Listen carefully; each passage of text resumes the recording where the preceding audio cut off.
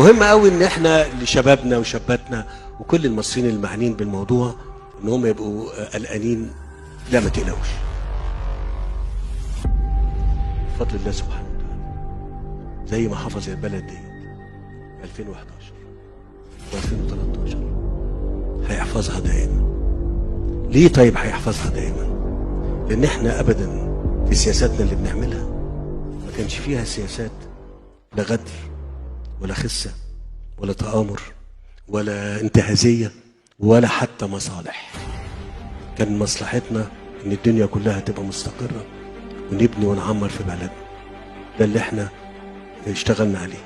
ما افتكرش في سنن الوجود اللي احنا موجودين فيه ان يبقى في قيم زي كده بيتم التعامل معاها واصحابها يتم يعني ايذائهم او يعني القضاء عليهم او تدميرهم او اي حاجه. لا، وعلى كل حال